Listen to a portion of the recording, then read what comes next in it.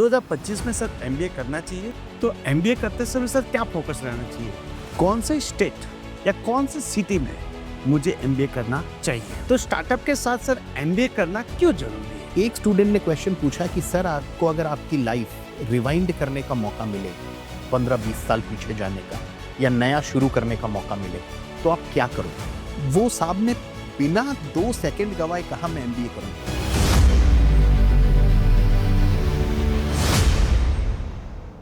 Welcome to the digital Sandeep show. आज का podcast बहुत खास होने वाला है क्योंकि आज हम बात करेंगे एमबीए के बारे में। एमबीए करना चाहिए, नहीं करना चाहिए, एमबीए करना वर्थ है, नहीं है, एमबीए करते समय मुझे किन किन बातों का ध्यान रखना है। तो आज है हमारे special guest doctor Prashant Pareek sir.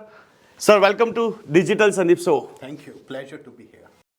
Sir is MBA is worth 2025 में सर एमबीए करना चाहिए। संदीप जी, मुझे ये लगता है कि 2025 में एमबीए बिल्कुल करना चाहिए, क्योंकि हम लोग एमबीए को ज्यादातर स्टूडेंट्स या उनके पेरेंट्स भी एक ही डायमेंशन से देखते हैं, एक ही एंगल से, कि जैसे कॉलेज किया उसके बाद एमबीए भी 2 साल किए और जॉब मिल गई और करियर आगे बढ़ गया। नो डाउट इंडिया में वो बहुत बड़ा एक डायमेंशन है, एक रीजन है एमबीए करने का। बट एमबीए इंस्टीट्यूट में जब आप एंटर करते हैं तो आप एक इकोसिस्टम में एंटर करते हैं। उस इकोसिस्टम में आपको डाइवर्स लोगों के साथ काम करने का मौका मिलता है, नंबर 1। नंबर 2, आपका एक नेटवर्किंग बनता है और ऐसा कहा जाता है जिसका नेटवर्क अच्छा है फ्यूचर में उसका नेटवर्थ अच्छा है। और तीसरा, एमबीए एजुकेशन या मैनेजमेंट एजुकेशन हम कहें, वो अपने आप में एक एक्सपीरियंस है। आप बिजनेस की वोकैबुलरी उस इंस्टीट्यूशन में सीखते हैं।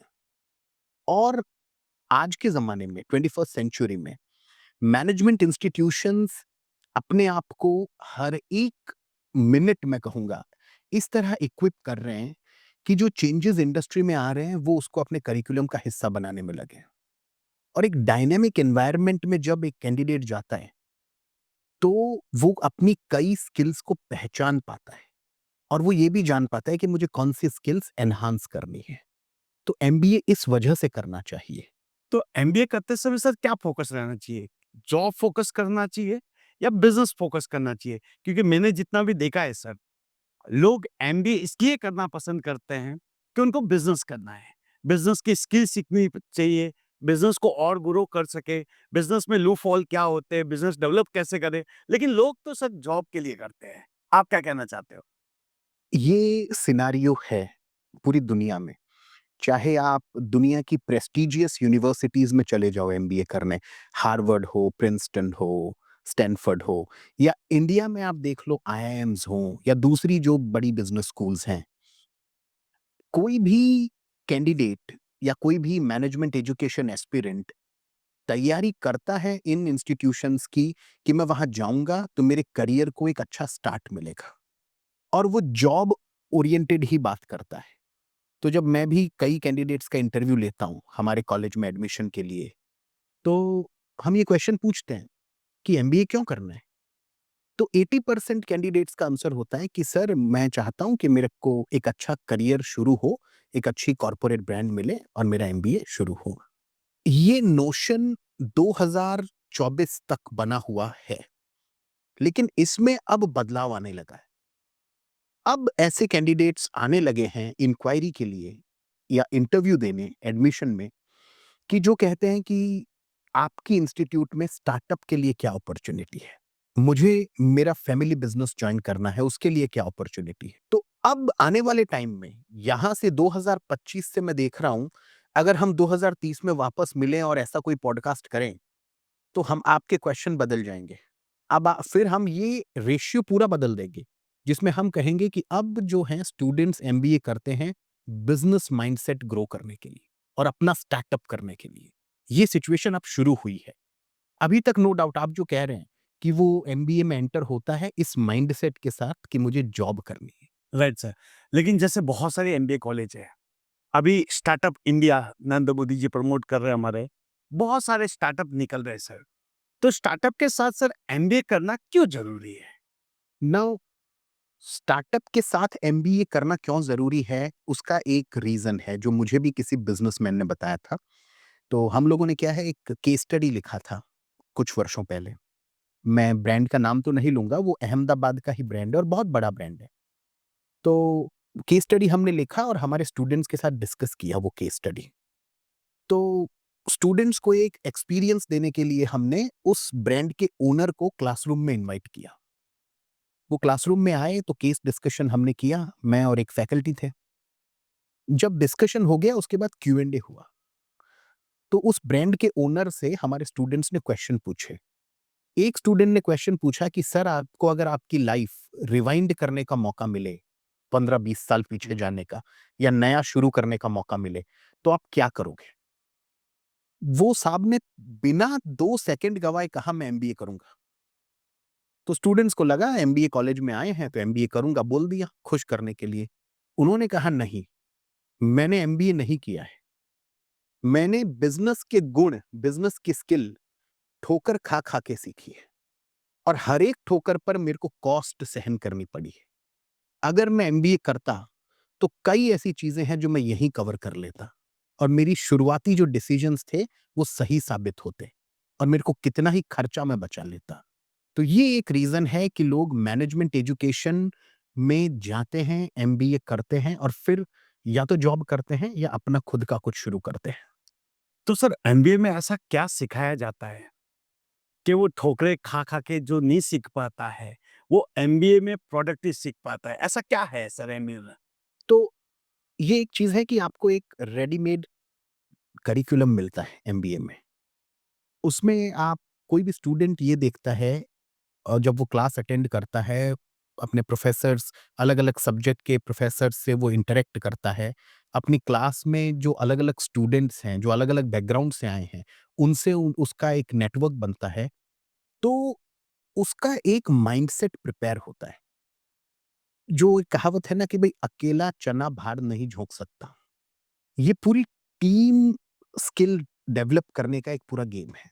हमें डेवलप करनी है टीम प्लेयर बनने की एबिलिटी। क्योंकि मैं चाहे लाख कोशिश कर लूँ, मैं सब कुछ नहीं कर सकता, या आप लाख कोशिश कर लें, आप सब कुछ नहीं कर सकते। हमें एक टीम की ज़रूरत होती है। तो सबसे पहले तो आदमी यही सीखता है कि मैं टीम के साथ कैसे एडजस्ट कर सकता हूँ और मैं टीम को साथ लेकर कैसे आगे बढ़ सकता हूँ। और दूसरा, एक कॉलेजेस के अंदर, मैनेजमेंट इंस्टीट्यूशंस के अंदर केस स्टडी मेथोडोलॉजी और आजकल चलता है सिमुलेशंस, जिसमें वो ऑनलाइन एक बिजनेस अपना डेवलप करते हैं फ्रॉम स्क्रैच और वो compete करते हैं एक दूसरे के साथ मार्केट में। सब कुछ ऑनलाइन हो रहा है, सेफ एकदम। बट उनको एक चीज का कॉन्फिडेंस आता है कि मैं इसमें सक्सेस मुझे मिल रही है तो आगे मुझे करियर में सक्सेस मिल सकती है। केस स्टडी डिस्कशन में उनको ये कॉन्फिडेंस आता है कि मैं डिसीजंस अच्छे लेने लगा हूं।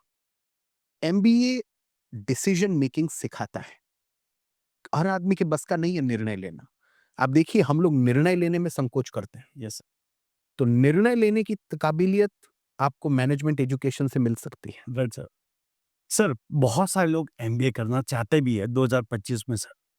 अब उनका एक मेजर क्वेश्चंस जो मुझे सुना भी है और मेरी ऑडियंस बोल भी रही थी कि एमबीए के ऊपर ज़रूर पूछिएगा कि एमबीए अगर मुझे करना है, तो मैं फ्रेशर हूँ तो मुझे एमबीए करना चाहिए या एक्सपीरियंस लेके मुझे एमबीए करना चाहिए? सर इसके बारे में थोड़ा-सा बताइए। ये एक इंडिविजुअल डिसीजन है और हम में से हम सबकी सिचुएशन अलग-अलग होती है। हो सकता है कि मैं देख रहा हूँ कि भई मेरी फैमिली ठीक-ठाक कर रही है, फाइनेंशियली मेरी फैमिली को कोई इश्यू नहीं है कि मैं कमाऊँ जल्द से जल्द और पैसा ला कर दूँ, ऐसा कोई उनको ज़रूरत नहीं है। मैं अपना एजुकेशन कंटिन्यू करता हूँ कि भई मेरी फैमिली चाहती है मैं पढ़ूँ, आगे पढ़ूँ और मैं अपना पोस्ट ग्रेजुएशन करता हूँ। तो वहाँ पर मैं फ्रेशर हूँ, लेकिन मैंने एमबीए कर लिया और उसके बाद करियर शुरू कर दिया।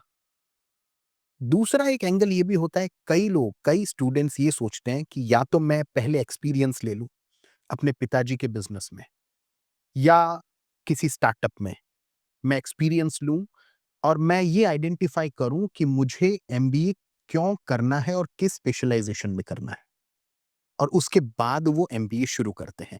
तो ये जो पूरा, ये जो कांसेप्ट है कि फ्रेशर या एक्सपीरियंस, ये डिपेंड करता है आपके इंडिविजुअल परिस्थिति के ऊपर। आपकी उस वक़्त क्या परिस्थिति है? और फिर उस हिसाब से एक स्टूडेंट आगे बढ़ता है। Right sir. अब सर सबसे बड़ा क्वेश्चन आता है कि एमबीए की तैयारी कैसे करें? अब लोगों को ये बहुत सारी दिक्कत ये होती है कि कौन से एंट्रेंस एग्ज़ाम होते हैं एमबीए को अच्छी कॉलेज को सेलेक्ट करने के लिए। तो सर कौन-कौन से एंट्रेंस एग्ज़ाम होते हैं, जो उनकी तैयारी कब तक करनी चाहिए और क्या तैयारी करूँ? जैसे कोई फाइनल ईयर में स्टूडेंट है, सेकंड ईयर में है या फर्स्ट ईयर में, क्या उसको वहाँ से ही तैयारी करनी चाहिए? अब अगर आपको इस देश में एमबीए करना है, एमबीए या पीजीडीएम अगर आपको करना है और आप बोलते हैं कि मुझे तो प्रेस्टिजियस इंस्टीट्यूट से करना है, किसी सर भी आपने स्टूडेंट 2 वर्ड यूज़ किया, एमबीए और पीजीडीएम। इसमें क्या डिफरेंस है? एमबीए कि इसका फुल फॉर्म ऐसा है मास्टर ऑफ बिजनेस एडमिनिस्ट्रेशन, वो कोई यूनिवर्सिटी डिग्री देता है एमबीए का। PGDM post graduate diploma in management AICT approved stand alone institute वो पीजीडीएम देता है। अब जिस संस्था से मैं जुड़ा हूँ शांति बिजनेस स्कूल से, वो पीजीडीएम देते हैं क्योंकि वो एआईसीटी अप्रूव्ड इंस्टीट्यूट है और स्पेसिफिक मैनेजमेंट एजुकेशन के लिए है। लेकिन आप कोई यूनिवर्सिटी देखें, जैसे भाई गुजरात अहमदाबाद में हम हैं तो गुजरात यूनिवर्सिटी, वो एमबीए देंगे। और इसमें और डिटेल में जा सकते हैं कि फिर ये फर्क क्या है। यस। तो फर्क करिकुलम का फर्क आ जाता है। और ज्यादातर पीजीडीएम इंस्टीट्यूट्स जो है हमारी कंट्री में, वो कॉरपोरेट बैक्ड है। और कॉरपोरेट बैक्ड है तो वहां पर स्टूडेंट्स को एक एडवांटेज मिलता है कि भाई हम प्राइवेट इंस्टीट्यूट से कर रहे हैं, पीजीडीएम कर रहे हैं, कॉरपोरेट का ऑलरेडी यहाँ पर बैकअप है, तो वो अपने करिकुलम पर उस हिसाब से काम करेंगे। बाकी की जो एक्टिविटीज होंगी, जो पेडागोजी होगी, वो बहुत अपडेटेड होगी। ये एक फर्क एमबीए और पीजीडीएम में है। बट एक लाइन में अगर बताएं तो एमबीए यूनिवर्सिटी देती है और पीजीडीएम एक stand alone institute, autonomous institute. मतलब दोनों वर्थ है सर। हाँ, क्योंकि कहने में यही आता है PGDM is equivalent to MBA. Okay. But MBA जो है वो यूनिवर्सिटी देती है और जो पीजीडीएम है वो एआईसीटीई अप्रूव होता है। हाँ, तो अब देखिए जब इंडिया में मैनेजमेंट एजुकेशन शुरू हुआ तो आईआईएम्स बनी। 1961 में आईआईएम कोलकाता बनी। 1962 या 63 में आईआईएम अहमदाबाद शुरू हुई थी। तो आज भी वो पीजीपीएम देते हैं। Right sir. वो तो अभी कुछ सालों पहले एमबीए एक्ट आईआईएम्स के लिए लागू हुआ है, जिसमें अब आईआईएम्स एमबीए दे सकते हैं। उन्हें वो मान्यता दे दी सरकार ने। बट अभी भी पुरानी आईआईएम्स हैं जो टॉप 7 आईआईएम्स जो स्टूडेंट्स की फर्स्ट प्रायोरिटी रहती है इंडिया में, वो आज भी पीजीपी, पीजीपीएक्स, पीजीपीएम ये सर्टिफिकेट्स देते हैं, डिप्लोमा देते हैं। तो उसी की तर्ज पर ये दूसरी स्टैंड अलोन इंस्टीट्यूशंस शुरू हुई। ओके। अब सर अगेन एक ही क्वेश्चन है, जो लोग एमबीए करना चाहते हैं उनको कौन-कौन सी एग्जाम की तैयारी करनी चाहिए और कौन-कौन से एग्जाम से कौन-कौन सी कॉलेज सेलेक्ट होती है? तो ऐसा कहते हैं इंडिया में common admission test CAT right. Is the mother of all exams. Okay. और कैट की तैयारी आप करते हैं तो जो भी टॉप नॉच इंस्टीट्यूट्स हैं हमारे देश में, उसके लिए आप एलिजिबल होते हैं। अब उनके परसेंटाइल अपने अलग अलग हैं, रिक्वायरमेंट या मेरिट, उसमें आप अगर क्रैक करते हैं तो आपको कॉल आता है। तो सारी आईआईएम्स जो है वो कैट का स्कोर कंसिडर करती हैं। उसके अलावा दूसरी इंस्टीट्यूशंस हैं जो रैंकिंग में अच्छी हैं, वो भी कैट का स्कोर कंसिडर करती हैं। कैट की तैयारी आपने ये क्वेश्चन पूछा था कि कब से करें, और कैट की तैयारी मेरा ये मानना है कि कम से कम 2 साल देने चाहिए। ओके। तो अगर मैं बीबीए या बीकॉम कर रहा हूँ और मैं सेकंड ईयर में हूँ, मुझे कैट की तैयारी शुरू कर देनी चाहिए। ओके। और क्योंकि मैं जितना ज़्यादा प्रैक्टिस करूँगा उस चीज़ को, उतना ज़्यादा मेरे अच्छे परसेंटाइल आने के चांसेस हैं। वो सीधा रिलेशन है। दूसरी चीज़ ये है, कैट अगर क्रैक करता है कोई स्टूडेंट अच्छे परसेंटाइल से, तो वो अपने आप में एक लाइफ लॉन्ग मोटिवेशन है। तो किसी को अगर कैट में 99 परसेंटाइल आया है, तो वो बूढ़ा हो जाएगा तो भी बोलेगा मेरे कैट में 99 परसेंटाइल थे। वो चीज़ उसे लाइफ में मोटिवेट करती है, वो ऐसी तैयारी है। तो उसको अच्छा खासा टाइम देना चाहिए, ना कि हम कोई क्रैश कोर्स से वो कर लेंगे कैट, उससे वो क्रैक नहीं होता। कैट मान लीजिए फिर भी नहीं हुआ, दैट्स भई नहीं हुआ, परसेंटाइल नहीं आए। उसके बाद एग्ज़ाम्स हैं इंस्टीट्यूट स्पेसिफिक, जैसे एग्जैक्ट, एक्सएटी, वो एक्सएलआरआई जमशेदपुर का एग्ज़ाम है। वो भी एक बहुत ही नामी और प्रेस्टिजियस इंस्टीट्यूट है देश में। वो 1956 में शुरू हुई थी। आईआईएम्स के पहले से है वो। उसके अलावा एनमेट का एग्जाम देते हैं लोग, स्नैप का एग्जाम देते हैं, CMAT common management aptitude test का एग्जाम हो जाता है। कंपैरेटिवली अगर कैट की तैयारी की है तो सीमेट इजी लगेगा, ऐसा स्टूडेंट्स कहते हैं। तो ये मुख्य एग्जाम्स हैं, एंट्रेंस एग्जाम्स, जिसमें मैं कहता हूँ कैट को प्रायोरिटी दो और कोशिश ये करनी चाहिए कि हम जो टॉप 20-25 इंस्टीट्यूट्स हैं उसमें पहले एंट्री मिले। Right sir. अब सर बहुत सारे लोग कैट में बैठते हैं, लाखों लोग बैठते हैं, हर कोई क्रैक कर नहीं पाता है। तो अगर वो क्रैक नहीं कर पाया तो उनके लिए सेकंड ऑप्शंस क्या है? क्या वो 1 साल ड्रॉप करके अगेन कैट की तैयारी करें या उनको एमबीए अच्छी कॉलेज से करनी चाहिए? दूसरा सर, जिनको आईआईएम से कॉल नहीं आया या दूसरी जगह से कॉल नहीं आए, तो उनको कौन-सी कॉलेज में सबसे ज़्यादा सिलेक्शंस करना चाहिए और कॉलेज सेलेक्ट करते समय उनको किन-किन बातों का ध्यान रखना चाहिए सर? हाँ, तो इसमें 2-3 चीज़ें आपने एक साथ पूछी हैं मुझसे। सबसे पहले तो भई कैट में 2-3 साल से एवरेज 3 लाख स्टूडेंट अपीयर कर रहे हैं। Right sir. अब सब आईआईएम्स में जा भी नहीं सकते क्योंकि सारी आईआईएम्स की मिला के 6-7 हज़ार सीट होगी। राइट। 21 आईआईएम हमारे देश में है और तो कैट में अगर मुझे नहीं मिला मेरी प्रेफर्ड इंस्टीट्यूट में एडमिशन, तो ये देखना चाहिए कि कितने गैप से मैं रह गया। अगर परसेंटाइल 2 परसेंटाइल का फ़र्क है और हमें लगता है कि मैं क्या पता इससे बेहतर कर लूँगा, तो फिर तैयारी 1 साल और देनी चाहिए। क्योंकि 1 साल लाइफ़ का कुछ नहीं है।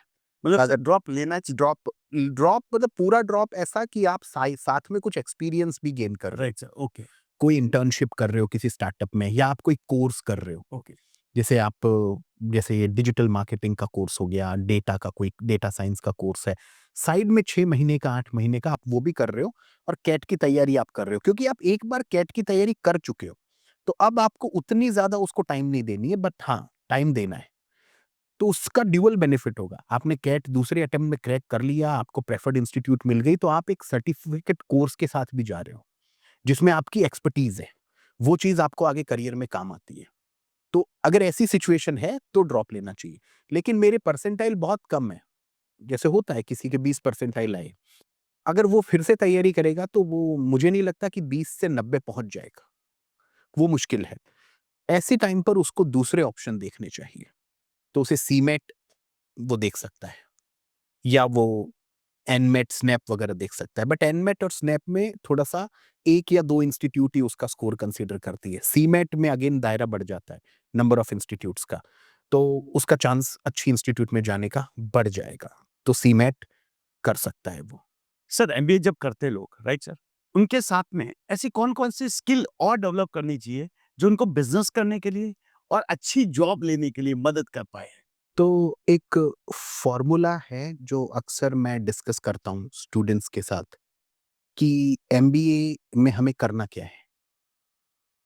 तो भाई पर्पस तो सबका लाइफ में है कैश बनाना। कैश का स्पेलिंग है CASH।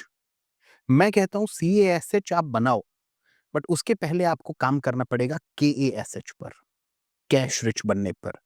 तो K का मतलब है नॉलेज। पहले तो आप उस चीज का नॉलेज लो। A का मतलब है एबिलिटी डेवलप करो। S का मतलब है स्किल, जो आप बात कर रहे हैं हम उस पर बात करते हैं। और H का मतलब है हैबिट। ये 4 का कॉम्बिनेशन अगर बना लिया तो CASH कोई बड़ी बात नहीं रह जाती। फिर कैश आपको फॉलो करता है। अब कौन सी स्किल एमबीए में डेवलप करनी चाहिए? सबसे पहले तो हर स्टूडेंट को जो ये देख रहे हैं पॉडकास्ट, उनको मैं ये चीज़ ज़ोर देकर कहूँगा कि आप जो भी स्पेशलाइज़ेशन चुनो एमबीए, पीजीडीएम में, उसमें आप अपनी पकड़ मज़बूत बनाओ।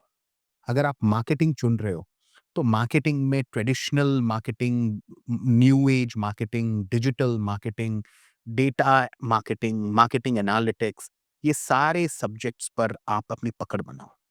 वो 2 साल में अपने स्पेशलाइज़ेशन को आप मतलब आपके ब्लड में आना चाहिए वो। आप जब बात करो तो लगना चाहिए मार्केटिंग में MBA. Same goes for finance, HR, data science स्पेशलाइज़ेशंस।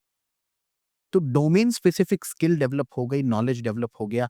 उसके बाद ड्यूरिंग एमबीए ये चीज़ डेवलप करो कि मेरा कम्युनिकेशन स्किल्स। एमबीए मौका देता है। आप काफ़ी प्रेज़ेंटेशन करते हैं, आप क्लास में आप केस स्टडी एनालिसिस में छोटे-छोटे ग्रुप्स में डिस्कशन करते हैं। आप लोगों के व्यूज़ सुनते हैं, अपने व्यूज़ रखते हैं, क्लास के सामने अपने व्यूज़ रखते हैं, सामने से आर्ग्यूमेंट आता है, आप उसका जवाब देते हो। आप धीरे-धीरे लोगों को कन्विंस करने की एबिलिटी सीखते चले जाते हो। ये बहुत बड़ी स्किल है, क्योंकि आगे नेगोशिएशन बहुत काम आता है। ये मैनेजमेंट एजुकेशन में सिखाया जाता है।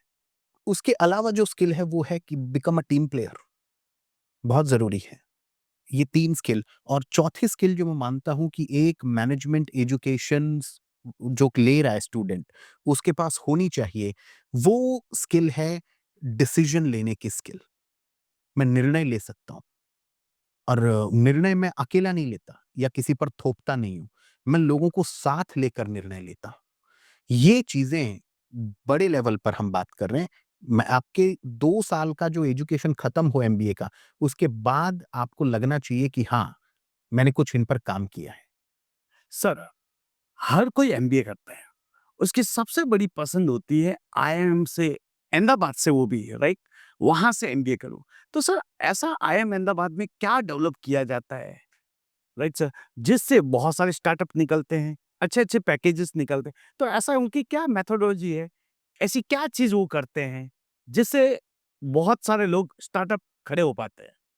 सो आईआईएम से बहुत सारे स्टार्टअप निकल रहे हैं, या मैं इसको दूसरी तरह से देखता हूँ कि जो स्टार्टअप्स हम देखते हैं चर्चा में हैं, मीडिया में बने रहते हैं, Right, वहाँ के फाउंडर्स या को-फाउंडर्स आईआईएम अहमदाबाद से हैं। right, तो सबसे पहले तो यही एक एडवांटेज वहाँ पढ़ रहे स्टूडेंट को मिलता है right. कि अगर मैं आईआईएम अहमदाबाद में एंटर हुआ, तो मैं अपने आप उस ग्रुप से जुड़ जाता हूँ, एलुमनाई ग्रुप से, कि जहाँ पर अपॉर्च्युनिटीज़ हैं। क्योंकि आईआईएम अहमदाबाद की आज करीबन 60 साल की लेगेसी हो चुकी है। तो 60 साल में बहुत डेवलपमेंट हुआ है। करिकुलम को लेकर, पढ़ाने के स्टाइल को लेकर, और काइंड ऑफ कोर्सेज़। तो वो वास्ट कोर्सेज़ ऑफ़र करते हैं, और काफ़ी डिफरेंट तरह के कोर्सेज़ होते हैं। अ, ना कि सिर्फ़ डोमेन स्पेसिफिक हार्ड स्किल देने वाले कोर्स भी हैं, कोई स्पिरिचुअलिटी वाले कोर्सेज़ भी वहाँ पर हैं। तो ये सारी चीज़ें हैं। तो जब मैं उस माहौल में रहता हूँ, जहाँ पर मैं देख रहा हूँ कि इतने अचीवर्स इस इंस्टीट्यूट से निकले हैं, और मैं उनके टच में आ रहा हूँ, तो वो एक संगत मैटर करती है, और वो मुझे मोटिवेट करती है आगे बढ़ने के लिए। तो वहाँ से भी फ़र्क पैदा होता है। इसीलिए एलुमनाई जो होता है किसी भी इंस्टीट्यूट का, वो मैं कहूँगा रीढ़ की हड्डी के समान होता है, उस इंस्टीट्यूट के लिए। तो आईआईएम में आप ये बोल रहे हो कि एक एलुमनाई सिस्टम है, जो वहाँ पे बुलाया जाता है, और सर आपको क्या लगता है कि आईआईएम में क्या यूनिक है सर? दूसरा, वहाँ पर वहाँ का इंक्यूबेशन सेल अच्छा काम करता है। तीसरा, वहाँ की rich library. Now Vikram Sarabhai library, अगर आप अहमदाबाद आईआईएम की बात करें, तो विक्रम साराभाई लाइब्रेरी है, जो कि रिसोर्स रिच है। मतलब वहाँ पर मल्टीपल रिसोर्सेज अवेलेबल हैं, चाहे ऑनलाइन हो या ऑफलाइन हो। तो जब ऐसी वो वहाँ से स्टूडेंट वो लाइब्रेरी एक्सेस करते हैं, तो नॉलेज का भंडार है। दूसरा, वहाँ के faculty, of course faculty matter करता है किसी भी इंस्टीट्यूट के लिए। तो फैकल्टी बहुत एक्सपीरियंस्ड हैं, जो इंडस्ट्री के साथ कंसल्टेंसी करते हैं, अपना वो रिच एक्सपीरियंस वो क्लास में लेकर आते हैं। केस स्टडी डिस्कशन वो लोग कमाल का करते हैं। और इस तरह जब चारों तरफ बात सिर्फ नॉलेज की हो रही हो, स्किल बिल्डिंग की हो रही हो उस कैंपस के अंदर, तो आदमी ग्रो करेगा ही। सर, एमबीए में बहुत सारी केस स्टडी करवाते हैं, तो इससे क्या इम्पैक्ट आता है सर? केस स्टडी का सबसे मेजर एडवांटेज है, जो मैं 2-3 बार अभी तक बोल भी चुका हूँ उसके बारे में, डिसीजन मेकिंग। है, एक सिचुएशन है, उस सिचुएशन में मैं क्या करूँगा? यानी मुझे एक निर्णय लेना है, और वो निर्णय एक डिसीजन मेकर मैं ले रहा हूँ। आप देखिए, निर्णय लेने में ही घबराहट है। तो आईआईएम्स में तो ये चीज़ शायद ओरिएंटेशन में ही बोली जाती है कि we will make you decision makers and good decision makers. तो केस स्टडी का ये सबसे बड़ा एडवांटेज है। दूसरा एडवांटेज, जो कि आज के दिन ऐसा है कि हम लोग सुनते कम हैं। आप केस डिस्कशन में सुनते हो, सिर्फ अपने ही व्यूज़ आप नहीं दे रहे हो, अपना ही निर्णय आप नहीं सुना रहे हो, आप लोगों को भी सुन रहे हो, अपने क्लासमेट्स को आप सुन रहे हो, और वो हर कोई अलग-अलग बैकग्राउंड से आया है। उसका अपना एक अलग माइंडसेट है। तो ये चीज़ काफ़ी मैटर करती है। एक अच्छा लिसनर आप बनते हो, एक अच्छा बोलने वाला आप बनते हो और एक अच्छे निर्णय लेने वाले आप बनते हो। ये केस स्टडी के ब्रॉड लेवल पर एडवांटेजेस हैं। सर, आपने बोला कि बहुत सारी केस स्टडी पे डिसीजन मेकर बनते हैं, लीडरशिप क्वालिटी डेवलप होती है, इसलिए ज़्यादा से ज़्यादा केस डिस्कस भी किए जाते हैं। ब्रांड कैसे बनी, क्या हुआ, बहुत सारी चीज़ें होती है। सर, अगर मैं बात करूँ इंडिया में मैनेजमेंट एजुकेशन का बात करूँ, तो इसकी क्या हिस्ट्री रही है sir? History management education actually India में वैसे तो शुरू हुआ और एक फ्लो में वो आईआईएम्स के एस्टेब्लिशमेंट के साथ 1961 में आईआईएम कोलकाता, आईआईएम अहमदाबाद का प्रोजेक्ट पहले आईआईएम मुंबई में होने वाला था। तो क्या पता पहला आईआईएम मुंबई में आता, लेकिन वो कोई रीज़न से नहीं हुआ। तो Vikram Sarabhai shifted the project to IIM Ahmedabad. तो दूसरी आईआईएम आईआईएम अहमदाबाद बनी, पहली आईआईएम कोलकाता बनी। और उसके पहले इंस्टीट्यूट थी लाइक एक्सएलआरआई जमशेदपुर में, लेकिन उनका फोकस मोर लेबर लॉस पर था। तो आज भी एक्सएलआरआई का full form Xavier labour relation institute है। एक मैनेजमेंट प्रोग्राम शुरू हुआ आईआईएम्स के एडवेंट के साथ। वहां से बढ़ते-बढ़ते आज आईआईएम्स का नंबर ही 21 हो चुका है। लास्ट ईयर आईआईएम मुंबई बन गया, आईआईएम आसाम में भी आने वाला है। और फिर क्या हुआ कि देश का पॉपुलेशन बढ़ा, इंडस्ट्रियलाइजेशन बढ़ा, ज़रूरत बढ़ी कंपनीज़ की कि भई आईआईएम से जो मैनेजर्स निकल रहे हैं, जो स्टूडेंट्स बाहर आ रहे हैं, उनसे तो हमारी उनकी सप्लाई कम है, डिमांड तो ज़्यादा है अब मैनेजर्स की। तो गवर्नमेंट यूनिवर्सिटीज़ ने मैनेजमेंट डिपार्टमेंट स्टार्ट किए, प्राइवेट यूनिवर्सिटीज़ में मैनेजमेंट आ गया और पीजीडीएम ऑफर करने वाली इंस्टीट्यूट्स बन गई। तो आज के दिन हमारे देश में करीब-करीब 4000 ऐसी संस्थाएँ हैं, जो या तो आपको एमबीए कराएँगी या पीजीडीएम कराएँगी। Right sir. अब सर, एक होता है कि ग्रेजुएशंस के बाद एमबीए करें, फुल टाइम एमबीए। एक होती है डिस्टेंस एमबीए और एक होती है एग्जीक्यूटिव एमबीए। इन तीनों में से डिफरेंस बताइए, क्योंकि कोई लोग, जैसे एग्जांपल से बात कर रहा हूँ, कोई जॉब कर रहा है, वो ग्रेजुएशंस करके जॉब कर रहा है। क्या उसको एमबीए करके कुछ बेनिफिट हो सकता है? पहला क्वेश्चन सर। दूसरा ये है कि कोई बंदा सिर्फ ग्रेजुएशंस किया हुआ है और डायरेक्टली जॉब स्टार्ट करना चाहता है, और कोई बंदा एमबीए करके जॉब करना चाहता है। इसमें सर क्या डिफरेंस है? तो उसमें ऐसा है कि एक तो होता है रेगुलर एमबीए, जिसमें आप क्लास अटेंड करते हैं। रोज़ आपका दिन वहीं बीत जाता है और उसमें भी जैसे कई इंस्टीट्यूट्स में तो ऐसा है कि आपको हॉस्टल में ही रहना है, कंपल्सरी। तो आपका पूरा दिन उसमें बीतता है। रात को आप जो पूरा दिन में काम किया या जो असाइनमेंट वगैरह मिला है, आप उसके ऊपर काम कर रहे हैं अपने ग्रुप के साथ और दूसरे दिन की तैयारी कर रहे हैं। तो आप 2 साल उसी इकोसिस्टम में पूरे रच-बस जाते हैं। फिर धीरे-धीरे ये एक फैसिलिटी भी अब आ गई कि भई आप जॉब कर रहे हो, साथ में पार्ट टाइम या डिस्टेंस एमबीए कर लो।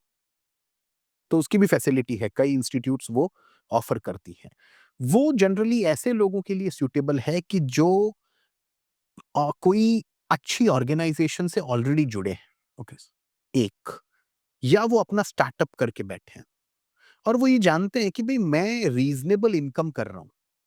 अगर मैं फुल टाइम एमबीए में जाऊँगा और मेरी जो पहली सैलरी होगी, उससे ज़्यादा तो मैं अभी कमाता हूँ। तो मैं क्यों उस झंझट में पड़ूँ? मैं अभी कम से कम जॉब सीकर नहीं हूँ, जॉब गिवर हूँ। खुद मैं एंटरप्रेन्योर हूँ। ऐसा आप अगर सोचते हैं, तो वैसे जो स्टूडेंट्स हैं, वो जाते हैं पार्ट टाइम या डिस्टेंस में। उनके लिए ऐसा है कि चलो मेरी प्रोफाइल को मैं थोड़ा एनरिच कर लूँ। तो अभी मैं सिर्फ ग्रेजुएट हूँ, स्टार्टअप अच्छा हो गया तो क्या हुआ? मेरी पर्सनल प्रोफाइल का क्या? तो लेट्स डू एमबीए। ये एक तरीका हुआ। फिर तीसरा आपने बोला एग्ज़ीक्यूटिव एमबीए। एग्ज़ीक्यूटिव एमबीए में 10 साल, 12 साल, 8 साल, 15 साल के एक्सपीरियंस के बाद कि अब तो मुझे एक जंप लेना है और वो जंप तगड़ा होना चाहिए कि मुझे 12 साल का एक्सपीरियंस है और मेरी अभी की ऑर्गेनाइजेशन में मेरी सैलरी है 10 लाख रुपए पर एनम। मुझे 15, 16, 17 लाख पर जंप लेना है, जो एमबीए नहीं है इसलिए नहीं मिल रहा है। वैसे स्टूडेंट्स कैंडिडेट्स जाते हैं एग्जीक्यूटिव एमबीए के अंदर। तो आईआईएम इंदौर में एग्जीक्यूटिव एमबीए चलता है, आईआईएम अहमदाबाद में एग्जीक्यूटिव एमबीए चलता है। आप उनकी क्लास में देखें तो सिग्निफिकेंट एक्सपीरियंस के साथ वो लोग आते हैं। 10 साल, 12 साल, 15-15 साल का एक्सपीरियंस। क्यों? क्योंकि उनको करियर में एक लीप लेना है, पूरा जंप लेना है और वो बड़ा होना चाहिए। वहाँ एग्जीक्यूटिव एमबीए काम आता है। तो ये फ़र्क है इन तीनों एमबीए में। Right sir. अब सर थोड़ा-सा एक और बात करते हैं। जो लोग सिटी में रहते हैं सर और बॉयज़ हैं, ठीक है सर? और गर्ल्स भी, उनके पास बहुत सारे ऑप्शंस होते हैं। बट कुछ गर्ल्स सर रूरल एरिया में भी हैं। वो घर से दूर आ नहीं पा रही है और वो उनको कुछ ना कुछ मास्टर्स करना है। चाहत होती है सर कि कहीं अच्छी कॉलेज में जाए, अच्छी स्टेट में जाए, अच्छी सिटी में जाए, बट वो हो नहीं पाता। इसके कारण वो कहीं से भी किसी भी जगह से या तो ऑनलाइन या डिस्टेंस से एमबीए कर लेती है। तो क्या उनको ये करना चाहिए या उनको एक रेगुलर कॉलेज में जाके एमबीए करना चाहिए सर? अगर मैं यही कहूँगा, कर सकते हो तो रेगुलर करना चाहिए। क्यों? क्योंकि थ्रू आउट इस इंटरेक्शन में मैंने कुछ चीज़ों पर फ़ोकस किया है कि रेगुलर एक बिज़नेस स्कूल में जाकर पढ़ने के एडवांटेजेस क्या हैं। तो वो एडवांटेजेस से फिर वो वंचित रह जाएँगे। तो कोशिश ये करनी चाहिए कि पहले तो मैं एक बिज़नेस स्कूल में जाऊँ, जो मेरे लिए सूटेबल हो, अच्छा हो और मैं वहाँ से अपना मैनेजमेंट एजुकेशन करूँ। तो फर्स्ट प्रायोरिटी तो देनी ही चाहिए कि जो देश की या आपकी जो भी कंट्री हो, तो हम इंडिया में हैं, तो इंडिया की जो टॉप 25-30 इंस्टीट्यूट्स हैं, वहाँ से मैं एमबीए, पीजीडीएम करूँ।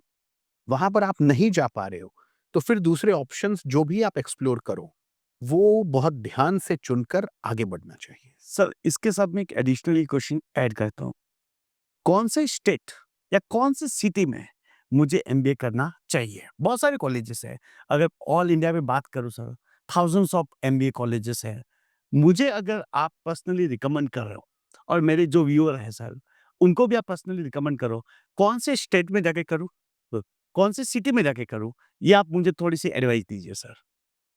तो मैं तो यहाँ पर देखिए, जब एमबीए करने की बात आती है, राइट सर। तो बहुत सारे कैंडिडेट्स के दिमाग में आईआईएम अहमदाबाद होता है। राइट। अहमदाबाद सिटी वो सब में आप आ ड्रीम जाते भी है सर। वो एक ड्रीम बिज़नेस स्कूल जैसा है। और उसके अलावा तो अहमदाबाद सिटी में जो मैनेजमेंट एजुकेशन का इकोसिस्टम है, वो बहुत बढ़िया डेवलप हुआ है। तो काफ़ी क कई इंस्टीट्यूट्स हैं और वो काफ़ी अच्छा कर रहे हैं। और खुद गुजरात एक ग्रोथ हब है। तो जब कैंडिडेट सिटी चुन रहा है या स्टेट चुन रहा है, तो उसे थोड़ा ये स्टडी करना चाहिए कि मैं जहाँ जा रहा हूँ, वहाँ पर अपॉर्च्युनिटीज़ क्या हैं। तो आज गुजरात का मॉडल, गुजरात का जो ग्रोथ रेट है, गुजरात के अंदर एजुकेशन का जो इकोसिस्टम है, वो मतलब काफ़ी अच्छा डेवलप हुआ है। उसके बाद जो मैं देखता हूँ कैंडिडेट्स के प्रेफ़रेंस इतने सालों में मैंने देखे हैं, वो होते हैं मुंबई, जो मेट्रो सिटीज़ हैं, मुंबई है, फिर बेंगलुरु है, पुणे है, हैदराबाद है। ये 4-5 जो सिटीज़ हैं, वहाँ पर आपको दिखेगा बहुत बड़ा फ्लक्स राइट। एमबीए करने वालों का जा रहा है। तो ये 4-5 सिटी मोस्टली आप देखोगे। तो अहमदाबाद से शुरू कर लेते हैं क्योंकि ए फॉर अहमदाबाद होता है, तो अहमदाबाद, मुंबई, पुणे, बेंगलुरु, हैदराबाद, ये सिटीज़। अब सर 2025 में बहुत सारे लोग एमबीए करेंगे, उनका स्टार्ट भी होगा। ये जो 2 साल का जो सफ़र होता है सर, 4 सेमेस्टर होते हैं और ट्रिमेस्टर भी होते हैं। अब एमबीए तो कर ही रहे सर, हर दिन इम्पोर्टेंट है, हर 24 घंटा इम्पोर्टेंट है। कॉलेज जाते हैं, कॉलेज से आते हैं। इसके अलावा जो टाइम रहता है सर, या तो मैं हॉस्टल में रहूँ हुँ। या तो मैं घर पे रहूँगा। ये जो एक्स्ट्रा टाइम है सर, क्या इस कॉलेज के साथ उनको इंटर्नशिप करनी चाहिए? पार्ट टाइम हो या ऑनलाइन हो या ऑफलाइन हो या इनके साथ कोर्सेस करने चाहिए। तो 2 साल की सर ये जो ड्यूरेशन होती है, कॉलेज तो 100% बहुत सारा डेवलपमेंट करता ही है और बहुत सारा काम करता है। तो इन 2 साल में से क्या-क्या फ़ोकस करें कि अपने आप को एक मुकाम तक लेके जा सके सर? क्योंकि जो बंदा स्टार्टअप करना चाहता है, आप उसको क्या एडवाइस दोगे 2 साल में क्या तैयारी करनी चाहिए? और जिसको जॉब करना है सर, उसको क्या तैयारी करनी चाहिए? अच्छा पैकेज के लिए, क्योंकि 2 साल तो खत्म हो जाता है सर और हर कोई रेस में भागता है, राइट? किसी को जॉब करना होता है, किसी को बिज़नेस करना होता है, वो फिर 2 साल के बाद जागता है और 2 साल से पहले जागेगा, तो क्या आप एडवाइस देते हो सर?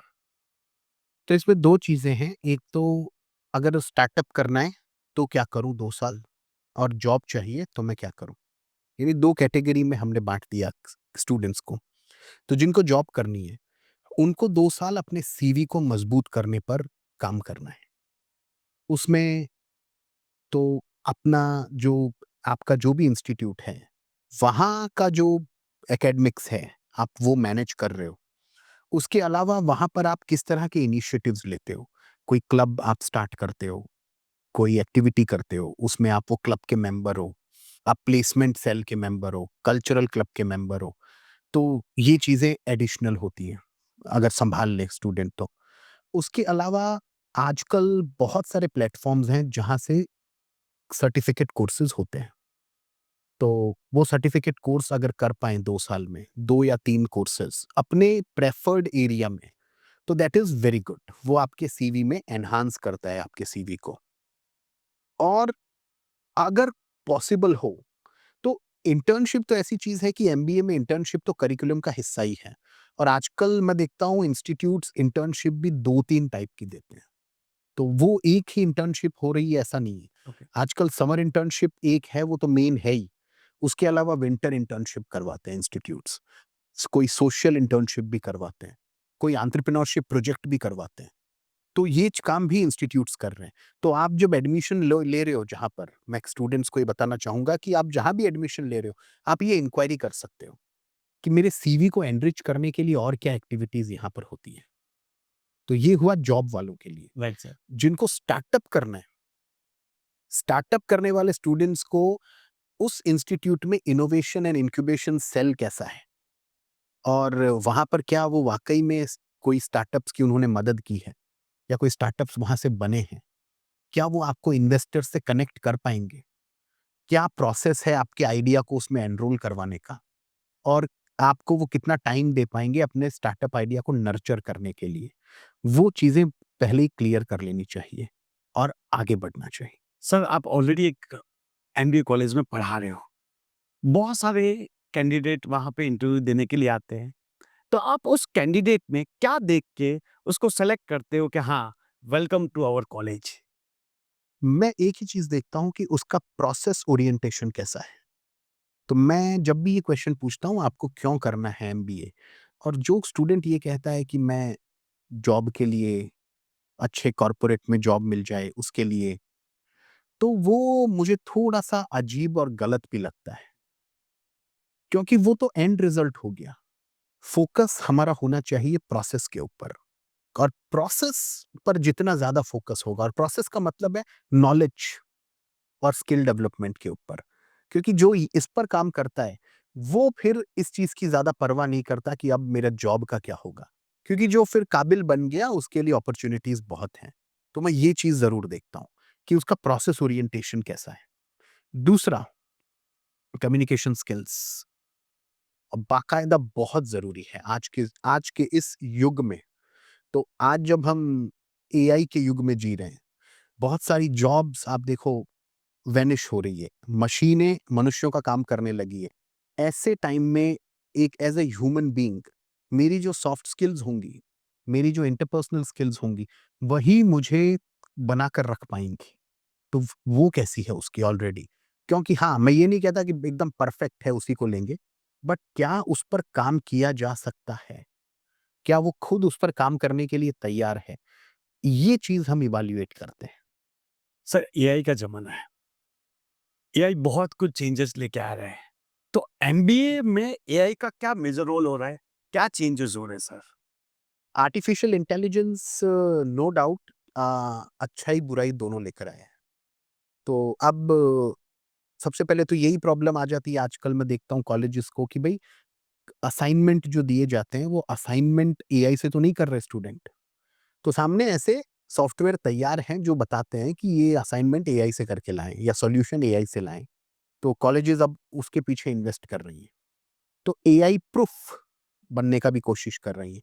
दूसरा कई चीज़ें हैं जो एआई मदद भी करता है। वो डिपेंड करता है मैं एआई को यूज़ कैसे कर रहा हूँ। क्या मैं एआई का असिस्टेंट मैं बन रहा हूँ या एआई मेरा असिस्टेंट है? अभी ज़रूरत है एआई मेरा असिस्टेंट बने।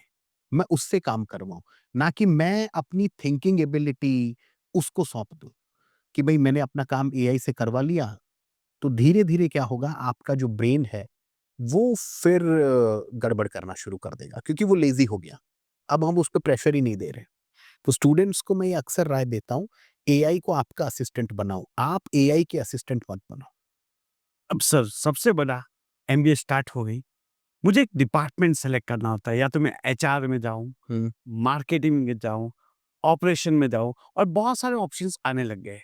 तो सर एमबीए मुझे किसमें करनी चाहिए? सबका ये क्वेश्चंस होता है कि मैं स्टार्ट कहाँ पे करूँ? किसमें ग्रोथ है? सबसे बड़ा यही क्वेश्चन पूछते हैं कि ग्रोथ किसमें है? मैं एमबीए मार्केटिंग में करूँ, अब तो अच्छी ग्रोथ मिले। तो सर आप क्या सजेशन देना चाहते हो? एमबीए किस डिपार्टमेंट में करनी चाहिए और कौन-कौन से एमबीए में डिपार्टमेंट होते हैं सर? एमबीए में ज़्यादातर जो अभी स्पेशलाइज़ेशन हम देखते हैं, वो marketing, finance, human resource management, फिर international business, data analytics, entrepreneurship, marketing communications, ऐसे ये सारे स्पेशलाइज़ेशंस हैं। अब इसमें से मुझे क्या चुनना है, वो कई फैक्टर्स पर डिपेंड करता है कि जैसे मेरी पर्सनैलिटी ऐसी है कि मैं थोड़ा आउटगोइंग हूँ, मैं थोड़ा क्रिएटिव हूँ। मैं लोगों से बहुत आसानी से इंटरेक्ट कर लेता हूँ। मैं कन्विंस भी कर पाता हूँ लोगों को। तो ऐसा आदमी मार्केटिंग की प्रोफ़ाइल में अच्छा काम कर सकता है। मैं नंबर्स के साथ बहुत अच्छा हूँ और मैं डेस्क पर बैठकर काम अच्छा कर सकता हूँ और मैं एनालिसिस मेरा बहुत स्ट्रॉन्ग है। तो वो फाइनेंस के लिए या डेटा एनालिटिक्स के लिए आगे बढ़ सकता है।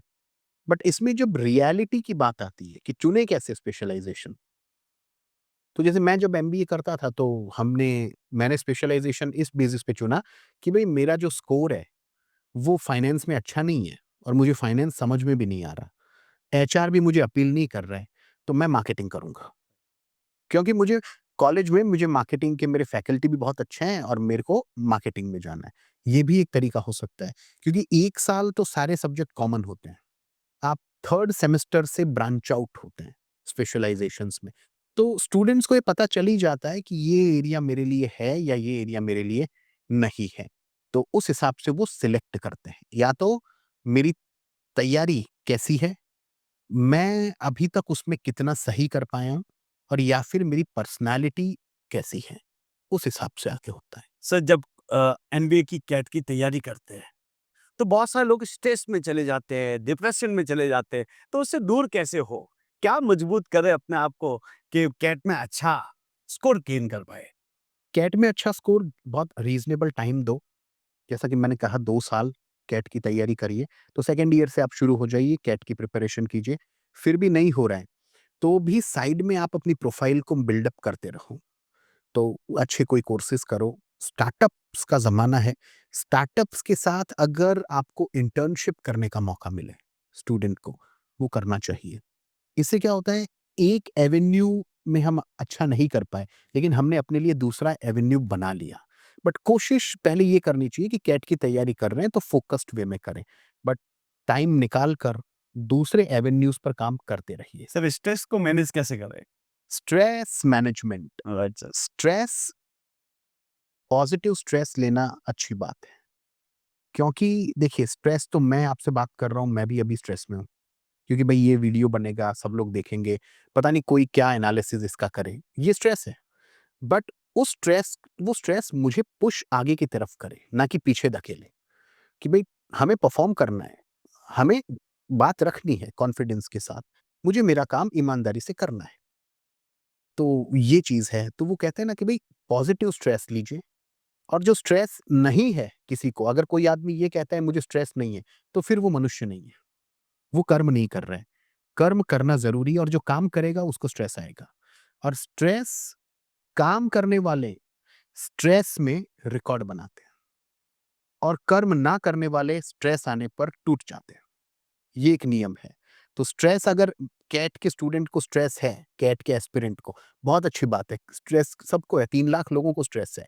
बट उस स्ट्रेस के मतलब वजह से आप अगर पीछे की तरफ जा रहे हो, वो गलत है। वो स्ट्रेस आपको पुश करना चाहिए आगे की तरफ। That is good. तो स्ट्रेस इज़ गुड। सर 2025 में जो लोग एमबीए करने जा रहे हैं, फाइनल सर आप उनको क्या एडवाइस देना चाहते हो? 2025 में जो एमबीए कर रहे हैं उनको मेरा यही एडवाइस है कि ड्यूरिंग योर एमबीए अपनी प्रोफाइल को मजबूत बनाइए, अपनी स्किल्स पर काम कीजिए, अपने पर्सनालिटी में ट्रांसफॉर्मेशन देखिए और वो सेल्फ इंट्रोस्पेक्शन से होगा। हम अक्सर क्या करते हैं कि तुलना दूसरों से करने में पड़ जाते हैं। दूसरों से तुलना दुख का कारण बनती है, खुद से तुलना मोटिवेट करती है। तो थ्रू आउट एमबीए अपना एनालिसिस करिए 2 साल में कि 1 महीने में मैंने क्या ग्रो किया। 2 साल पहले जब मैं एमबीए करने आया था और आज जब करके निकल रहा हूँ, तो मेरे अंदर क्या चेंजेस हैं? वो चीज़ मैटर करती है, उस पर काम करना ज़रूरी है। तो 2025 में जो एमबीए कर रहे हैं, उनको ये काम करना है, self introspection. Thank you sir, thank you. आपसे बात करके बहुत अच्छा लगा।